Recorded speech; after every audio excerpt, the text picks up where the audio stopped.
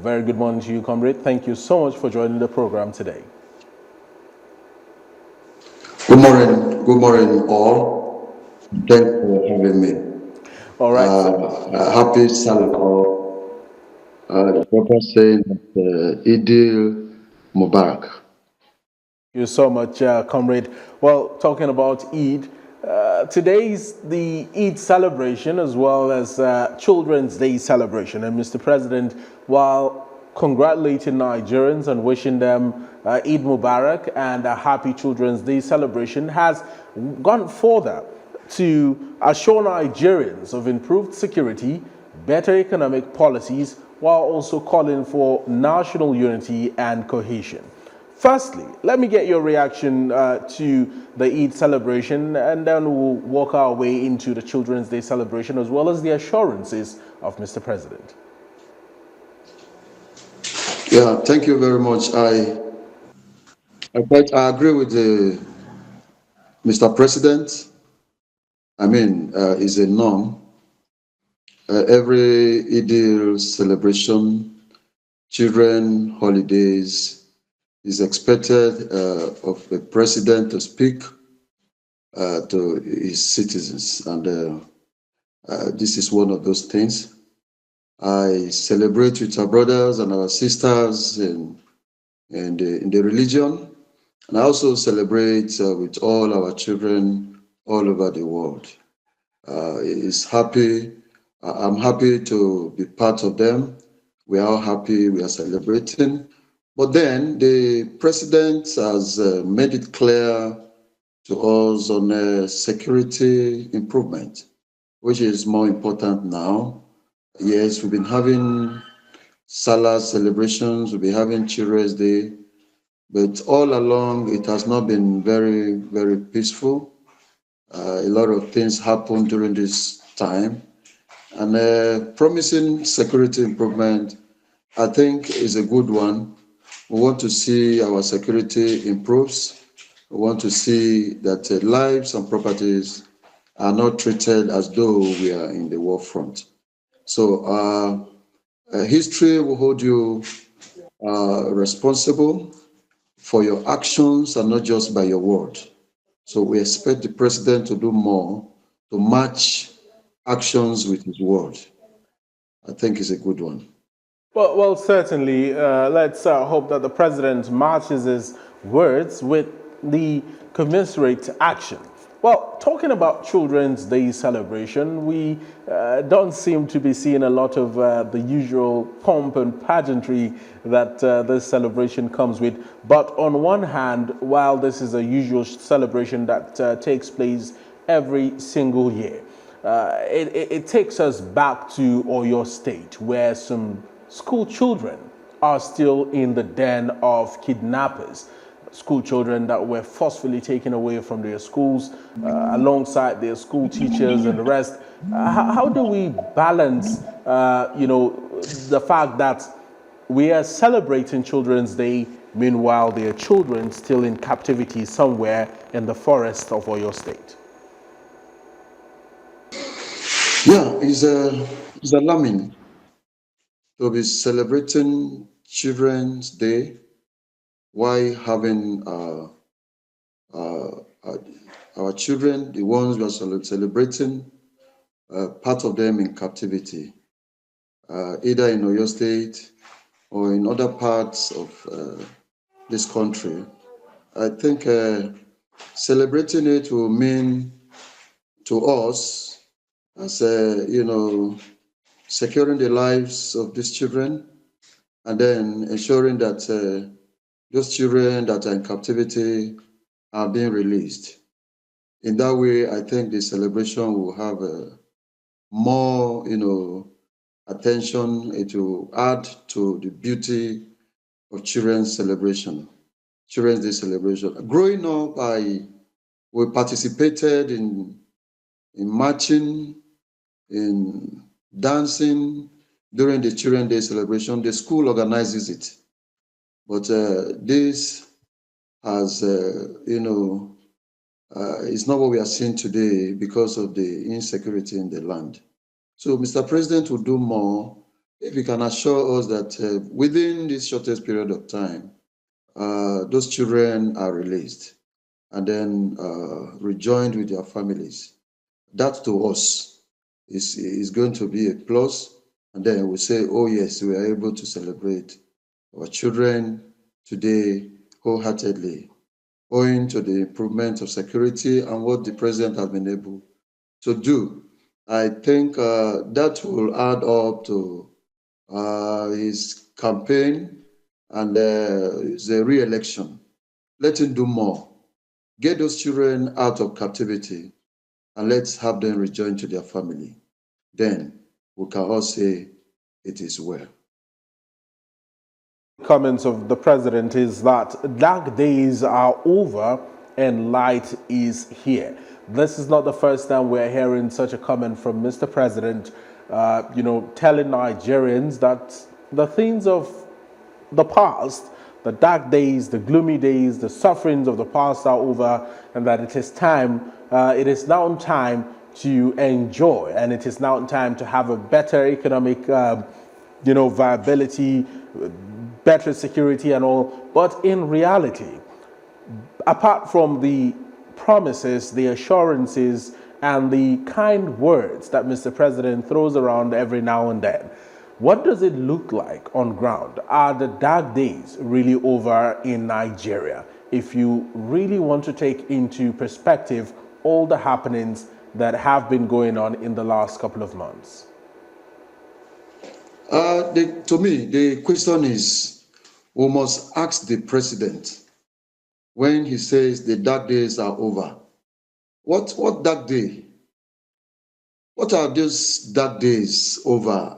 Or whatever it is he's talking about. Is it dark days are over in his family, or dark days are over for us as a people? Look at what is happening in the land. When you say dark days are over, in what way? Is it the economy?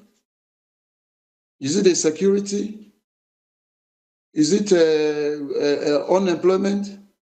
Is it? So you can name them on and on and on and on. So if Mr. President is saying that the dark days are over, it could be maybe he's talking because he won the primary election, or because no member of his family is in captivity, or because he doesn't have any financial challenge, or because he has security all round about him wherever he goes, or wherever his family goes. Look at the security, operatives that greets wherever he goes. Even his son, wherever he goes, look at the kind of security that greets his location. Yes, he may say that days are over, but that's for him, not for Nigerians. We want to see a Nigeria where lives and properties are secured, where I can go to fuel station and buy fuel 100 naira per liter, where I can travel in the dead of the night to places like Sokoto without fear of insecurity. In those days, we used to travel to Kano. We leave Zuba here.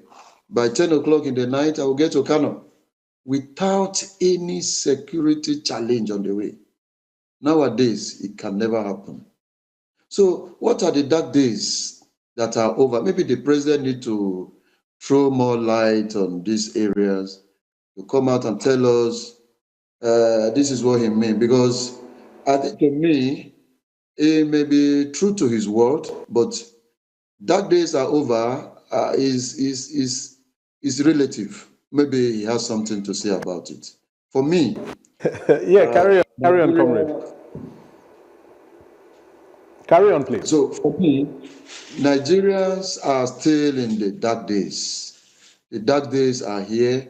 Look at what happened in Oyo State, Gbomosho, school children, school staff in Ekiti. The same thing happened. What about those children that were kidnapped before now? So if you begin to ask questions, when you ask the families that have their children in captivity, what will you be hearing from them? Are you going to be hearing that dark days are over? So until everyone is counted, until we all matters, until the economy improves, until everything insecurity is no more, until Nigerians are, gainfully employed, until our citizens in other countries, their life begin to matter to us. Look at what is happening in Kuwait, for example, where some people who went to get, a better job opportunity, companies in Kuwait could gather them and put them in cell because they complain of exploitation. And the government of Nigeria, the embassy of Nigeria in Kuwait did nothing about it. Look at what's happening in South Africa. Look at what is happening in other countries. Our own people do not matter. The life of our people do not matter. Is that where to say that the dark days are over? So when you begin to ask the families that have their loved ones in captivity, you begin to ask the family members of those who have their loved ones in cell, in Kuwait, in South Africa, in Ghana, and so on, then you will be asking right and getting the right answers. That's for me, because the life of Nigerians, I don't think it matters anymore to the government of the day because of what is happening. Yes, there are improvements in security, there are improvements, but it is not yet, okay. A lot of things are happening. We're only hearing about those that have been reported. What about the lives that have been lost on a daily basis owing to insecurity that are not being reported? So when insecurity lasts this long, you begin to ask yourself, do we actually have a government? Did we actually sign the contract? There's something we call social contract between the elected and the electorate, between those in government and those that elected them. There must be a social contract. The people who are in government have promised during their manifestos that this is what they are going to achieve, this is what they are going to do within this social period of time, But at the end of the day, they withdraw to their shell, and because that comfort has come, they want to protect that comfort. They want to come back again to power, and so on. So I think Nigerians are beginning to see it already coming, that the same people that we think they are going to, protect our life, actually protect their own life, their immediate life, their immediate families and so on, not actually about the people of this country. I think we have another opportunity now that the election is coming. We'll determine who should be voted for this time around, because our life matters to us. The life of that man in that place in Benue, the life of that man in that place in Adamawa, in Borno, in Oyo, in Ekiti, in Imo State matter to us, and all over the country where the insecurity is looming. The lives of these people are very important. What will their families say? What will the people there say? If it has not happened to you, you won't know what it is. Questions you have raised, Comrade Ayola, these are very strong, important questions you have raised. What will the families of the victims of all these heinous crimes say? That remains to be seen. However, the DSS has released a statement saying that it has taken over the rescue plan of the students, pupils rather, and teachers that had been abducted, kidnapped in Oyo State. And they have also stated that they have deployed, surveillance drones and the rest. We tend to always have sophisticated English and sophisticated terminologies whenever this sort of incidents occur. But how about forestalling them in the first place? This is not the first time, it's not the second time, it's not the 50th time or the 100th time that people are being abducted in this manner.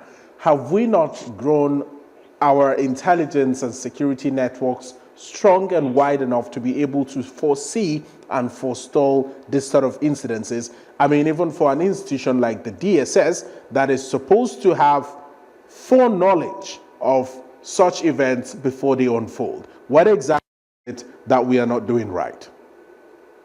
Yeah, that's the point. That's the point. It's not the first time. It's not the second time. It's not the third. You can count and on and on and on. But what is actually happening?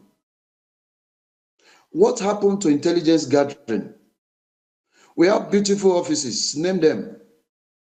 The DSS, the NMA, the police, the army.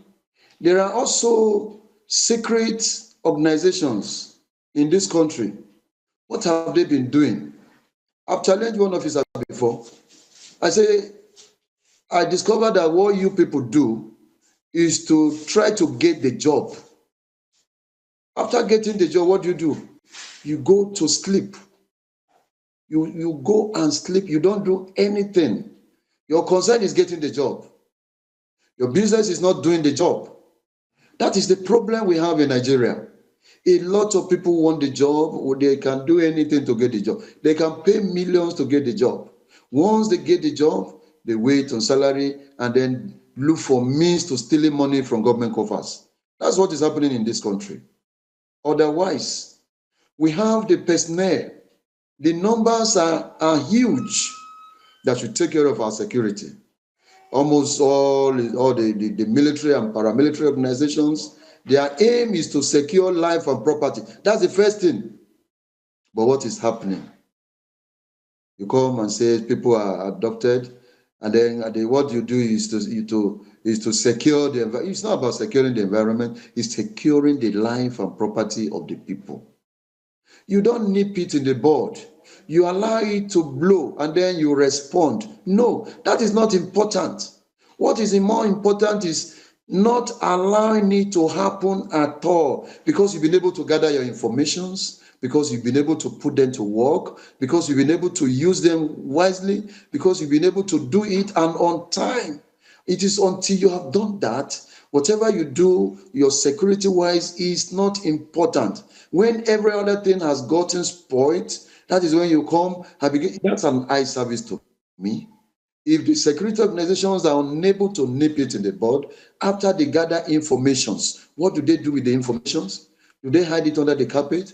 Oh, do they throw it away? Or maybe they argue, or maybe they think it is not true, or maybe they think the time has not gone to act, or maybe they give order. Order is not followed. And like the former president would say when he was in government, that he gave order to the IG of police.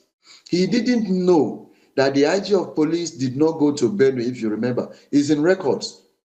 He did not know that the IG of police did not go. Only for the IG of police to sleep here in Abuja here, doing his normal, because that's the usual thing they do. They receive order, they will not follow it. That has been a major problem in our security organizations. All right, Comrade Ayola. They will nip it in the bud. It will not happen. It will not have happened in the first instance. Well, quite very salient points you've raised here, but we'll take a quick break. When we return, we'll move away from the Eid celebrations and the Children's Day celebration and delve deeper into political matters, starting off with the African Democratic Congress and the war raging in the party following its presidential primaries, where Alhaji Atiku Abubakar emerged the party's flag bearer. Stay with us.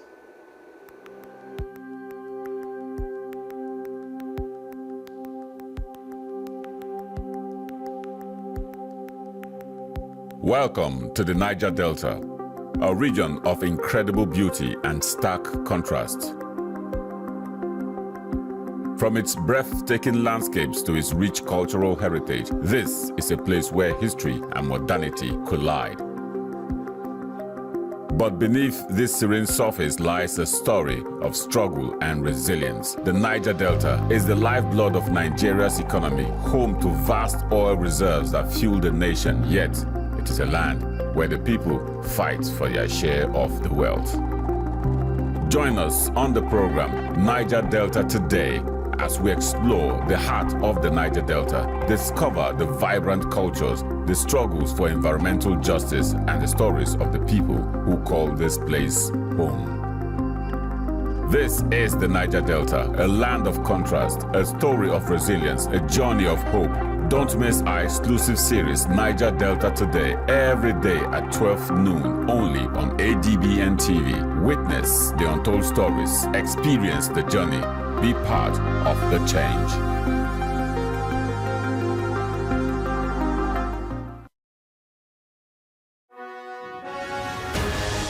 The global business is never static.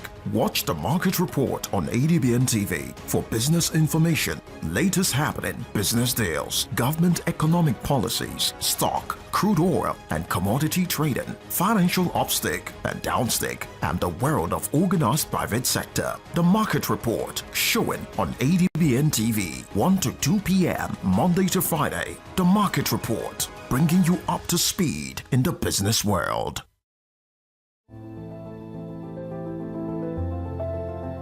It doesn't take a pandemic or an epidemic to know that clean hands save lives. Hand washing is essential anytime, anywhere to protect your health. So keep washing your hands, not just when they're dirty, but even on the go. Stay safe, stay healthy, keep your hands clean.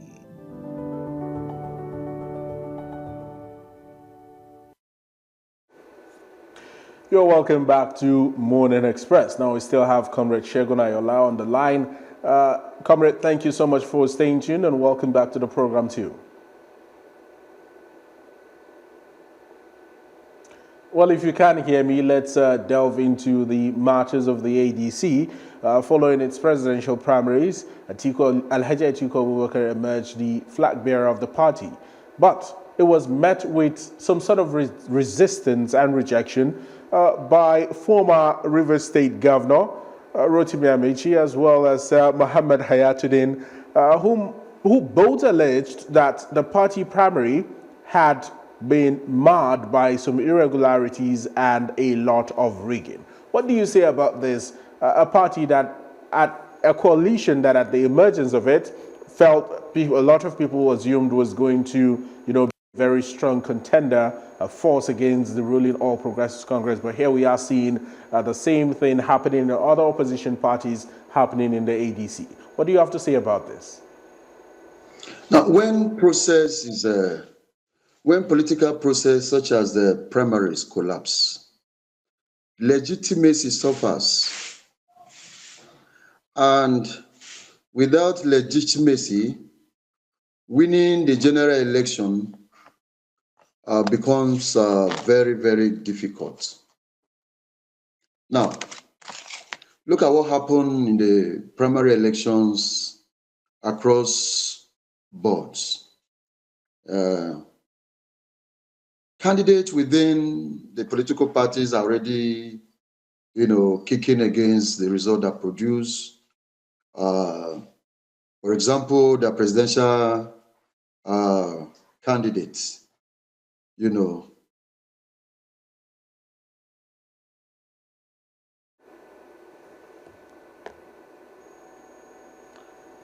Hello, Comrade Segun.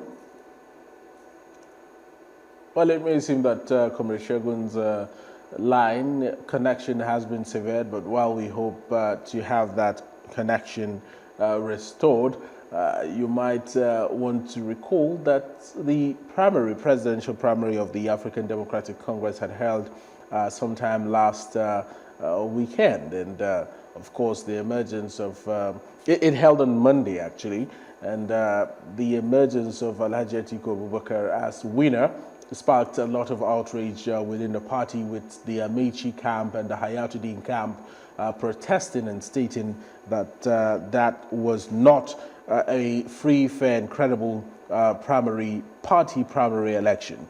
Well, let's still refresh our memories and take a look at one or two papers before we have Comrade Segun back on the line. Let's start off with the Nation newspaper and see the headline story right there. Just a refresher. Amaechi, Hayatu-Deen reject Atiku's win. Now, this is the headliner on the Nation newspaper. And on the Punch, a similar headline story capturing the ADC primary in turmoil as Amaechi rejects Atiku win. Atiku wins in over 20 states as ex-Rivers governor alleges results concocted. I am concerned by widespread vote rigging. Hayatu-Deen boycotts process. Seek redress through party mechanisms, ADC tells aggrieved presidential aspirants. Now, from the Punch newspaper, another daily that has this headline is the Daily Monitor. On the Daily Monitor, ADC presidential primary, Amaechi, Hayatu-Deen reject results, allege rigging. ADC presidential primary, Amaechi, Hayatu-Deen reject results, allege rigging. We have not seen enough to establish rigging allegation, party spokesperson says. Atiku leads in Gombe, Abia, Ebonyi, Sokoto, Zamfara, Kano, Lagos, Kebbi, and Edo states. Well, we hear that Comrade Segun Ayola is back on the line. Comrade, you were making a point before the network disconnected you. Do you care to continue from where you stopped? I was saying that party primaries are where the real election often get decided in Nigeria. The general elections only ratifies it. Now, where the process is being marred by rigging, inducement of the delegate, poor logistics, etc., the people will complain. And the general election will result as though it is a protest. So it is during the primary elections that credible candidate must be taken into power or elected in order to ensuring that they win the heart of the general electorate. Where the party delegates fail to do so, elections will be treated as protests. And the party leadership must know that. Now, I'm speaking without any attachment to any political party. I'm speaking as a true Nigerian. I'm speaking as a nationalist. The question is, the Amaechi-led team or coalition and Hayatu-Deen led coalition, the financiers, the delegates that they were able to convince for this election, what is their agitation? When you look at what they are saying, you look at holistically their campaign, they said it was rigged. I know that losers will always complain, but you cannot throw the water with the baby, the bathing water with the baby. We must look at it holistically. They could be saying the truth, the facts. Now, after these primaries, the leader or the winner of this political party have a major role to play, because he's going to be leading a fractured, a coalition, a fractured party that has been divided among itself. Some people will see it as a cheat. Some of them will withdraw and join another political party. Some will be kind of, okay, let us stay and see what will happen. But I can tell you, because the party is now fragmented, the party is now divided. The candidates also have followers who are waiting to be appointed or elected in one way or the other. They are the ones supporting these people, so they are divided already. So the party those who have won the party primaries, they have a major role to play unifying the fragmented coalitions within the party. That is one major role that the party winner would do. And then how can he be able to do that? Because somebody like Amaechi, former governor of Rivers State, he has a very strong interest. Remember, he contested with Tinubu, even within the political party during the primaries. He's also contested now. Atiku contested that time too. So we have seen these people come out to campaign, contest during primaries. They have failed. Now, the question now is, how can they be able to unite the fragmented? Now, and what I tell people, you see, it's not about following a political party. No. Yes, it's not about following a political party. It's about the manifesto, not even the campaign slogans. It's about the manifesto. It is through that manifesto that you can call them to order, you can ask them to account, and so on. So when you look at the manifesto of the political party, because that is where the leader, when he becomes the president, governor, senator, and so on, can be called to order or can be asked to account. Because a lot of people, after winning primaries, all we hear is party slogan, a renewed hope, and so on. And this is the question. What does this thing mean to a man whose father was slaughtered under his watch by headsmen or whatever group the name may be? So you can go on and on until you have been able to assure the people if you want to continue or if you must continue. So the process that does not provide a credible candidate for voters, they may not get voters' apathy, to be elected into power. And so it is very, very important. Inducement has changed a lot of mindset of people. What do you call them? Delegates. We have seen them given, rooms in highbrow streets in Abuja. They check them in, give them the best food, give them money in dollars. They come and line up, even denying the people that brought them for these primaries. So it is who gets to who and how. Let's take a look at this. The primaries. Can you hear me, sir? That actually matters. Comrade Ayola, can you hear me?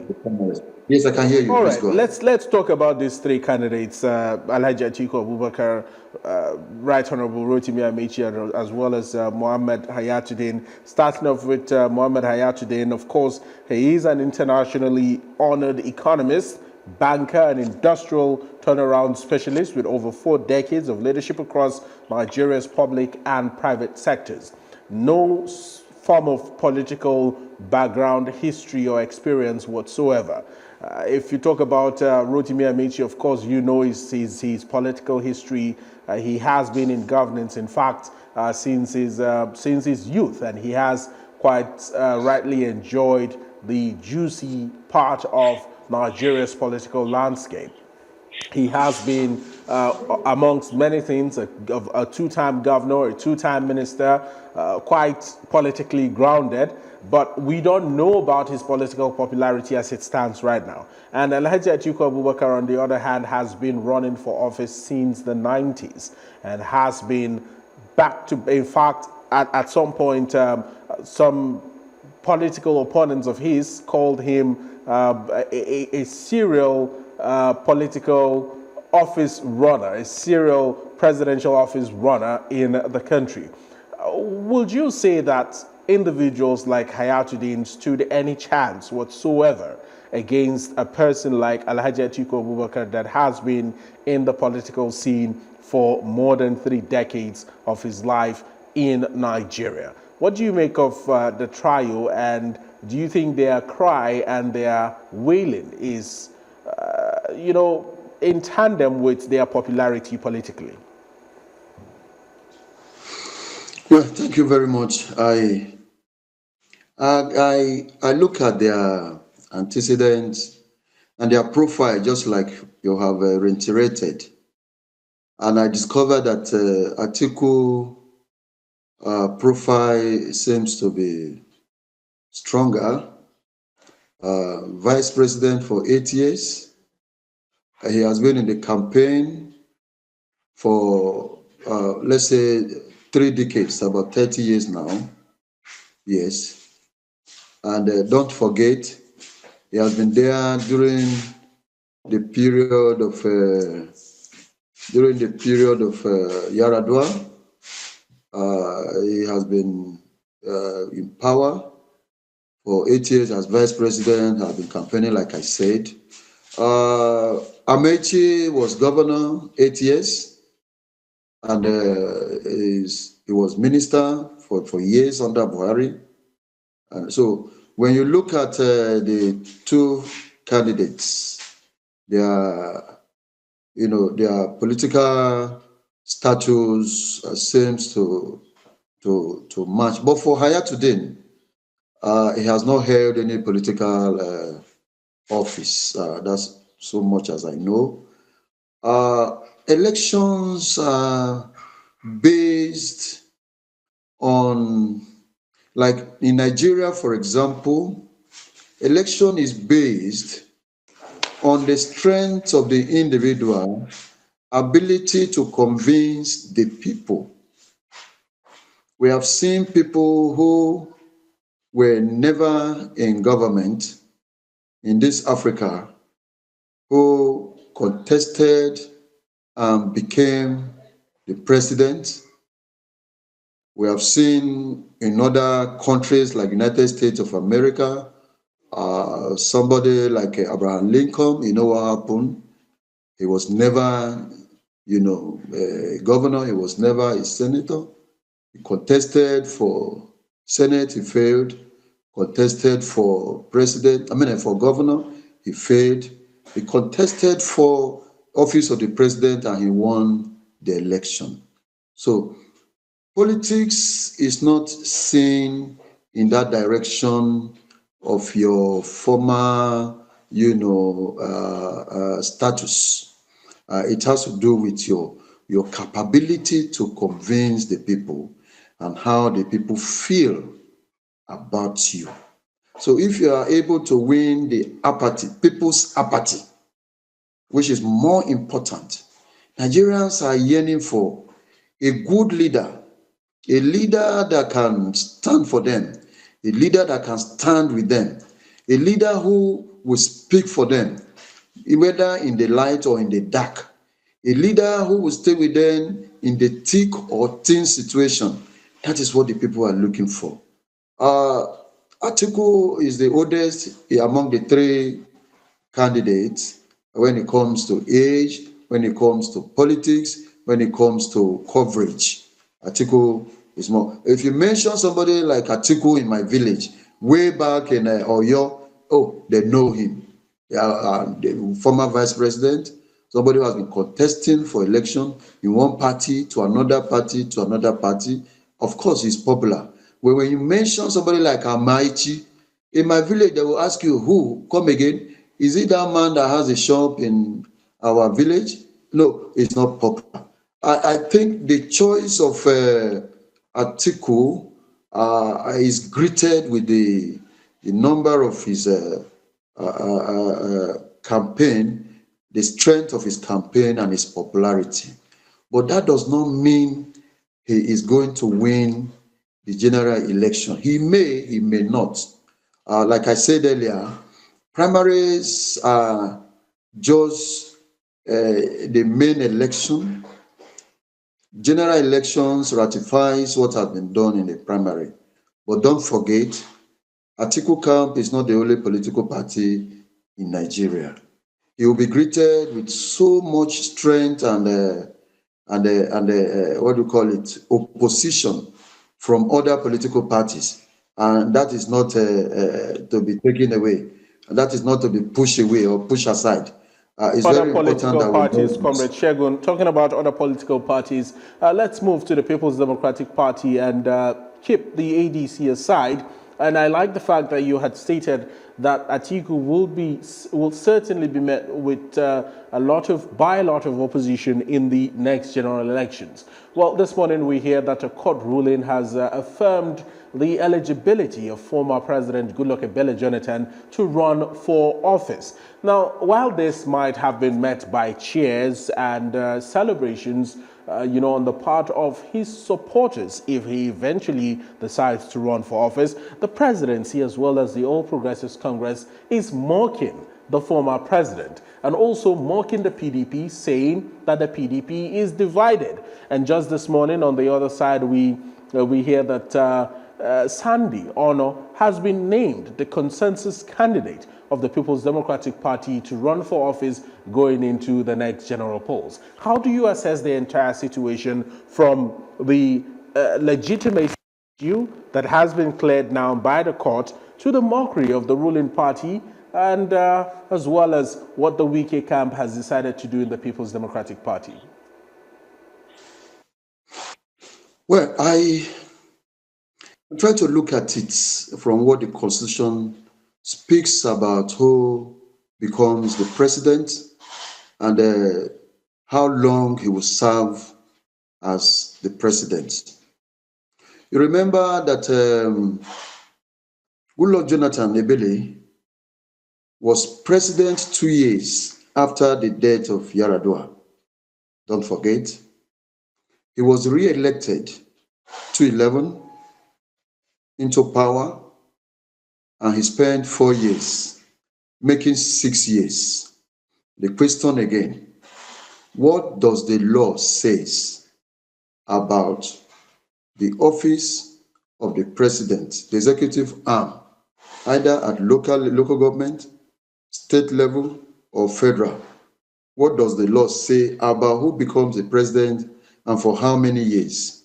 So if, for example, Goodluck Ebele Jonathan is the choice of the people, and he wins the primaries of PDP, for example, and he becomes a candidate and is ratified by the general election as the president, I am telling you, there will be lots of court litigations. People will go to court. Say, this man has spent 6 years already. So what are we talking about? Another 4 years. Does the law support 10 years of office? Whether we like it or not, he has spent 2 years to complete the tenure for Yaradua, but that is the government, the 2 years government of Jonathan, not of Yaradua. And then 4 years fully by Jonathan, 2011 to 2015, don't forget, making it 6 years. If he's giving another 4 years, there will be litigation. That is one point.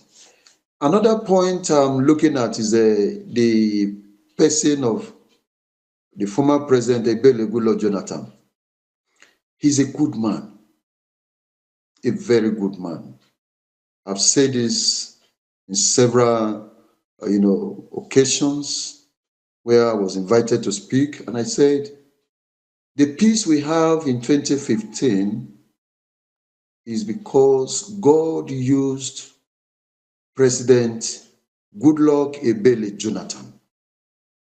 He has the right to contest the result of that election. But you see the statement he made? He said, his political ambition is not worth the spill of the blood of any Nigerian. He took his phone and called the one that was declared winner, President Buhari, and said, congratulations, INEC has declared you winner. Even the man didn't believe it, that a sitting president could accept defeat. So Goodluck was the reason we had peace after that election that was declared by INEC as Buhari being the winner. A lot of things would have happened.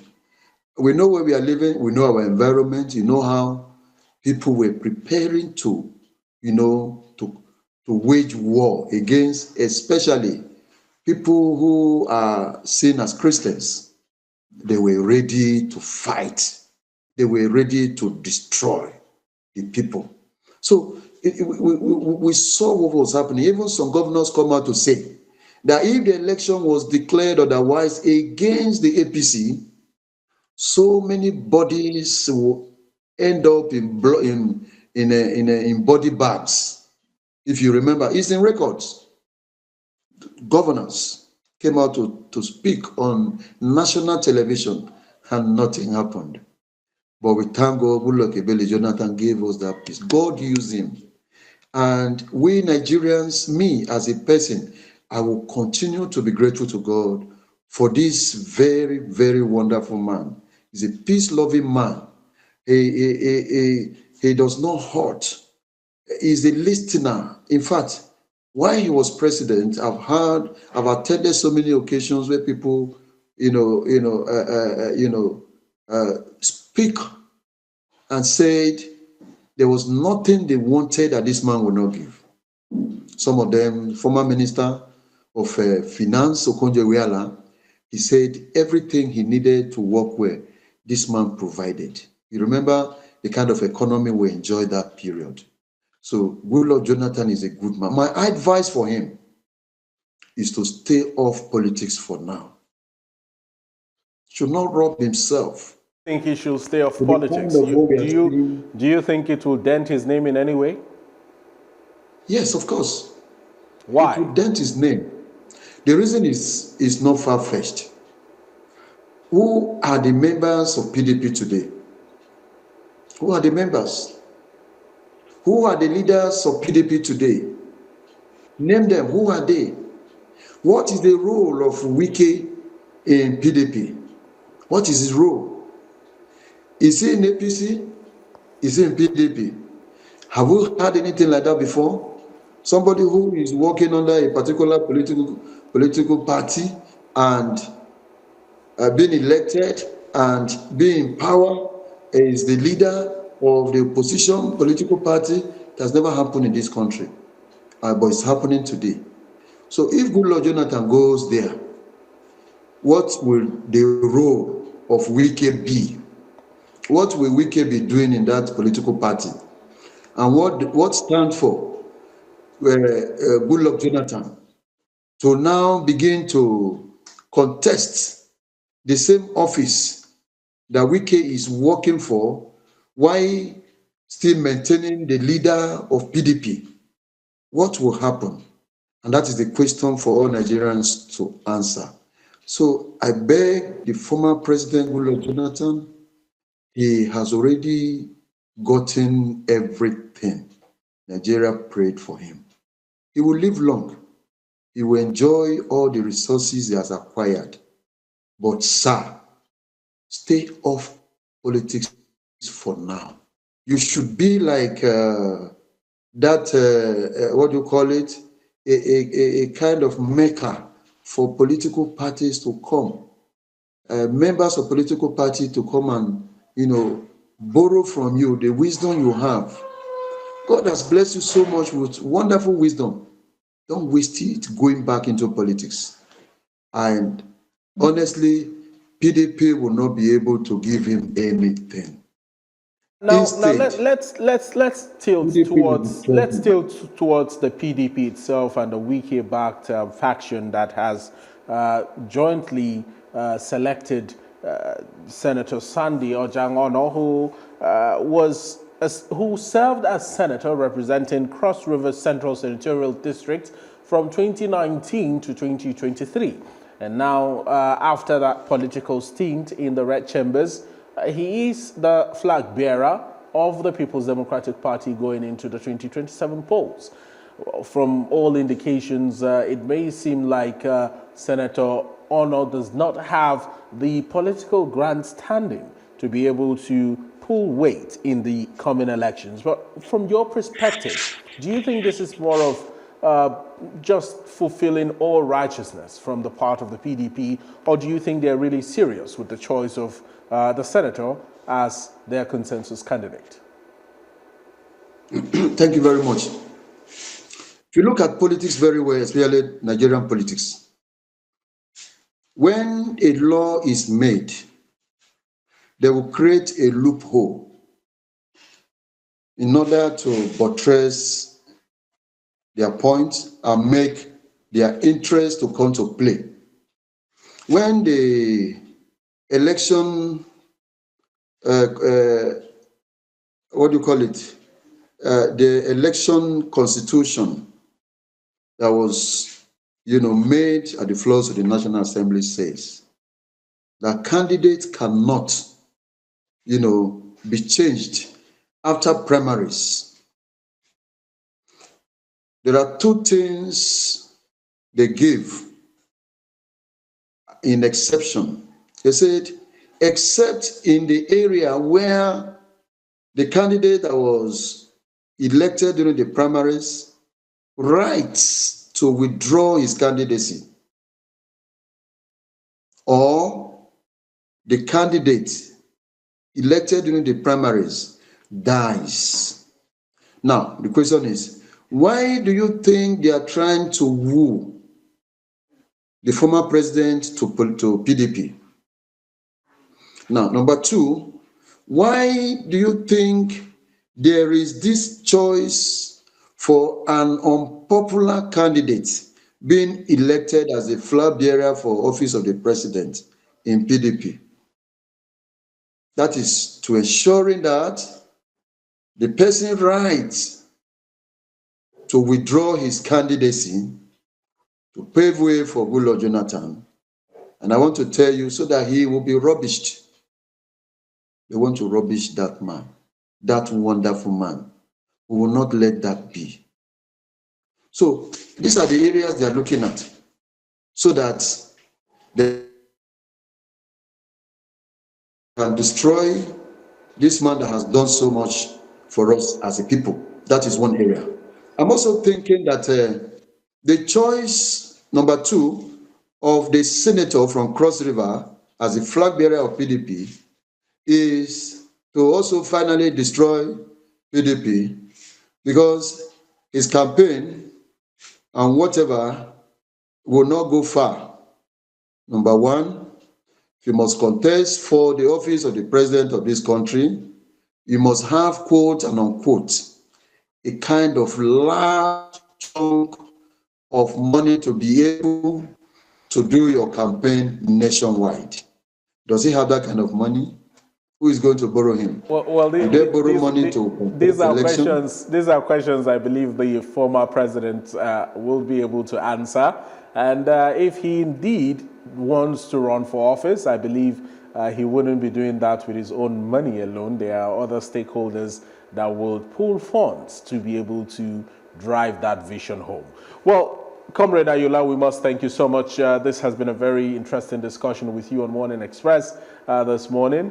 Always a pleasure, and we wish you a very wonderful holidays as you enjoy your Eid celebration and Children's Day celebration as well. Thank you so very much for the opportunity. All right. Happy We've been Children's speaking Day. to Comrade Happy Nyesom Salah. Ayola.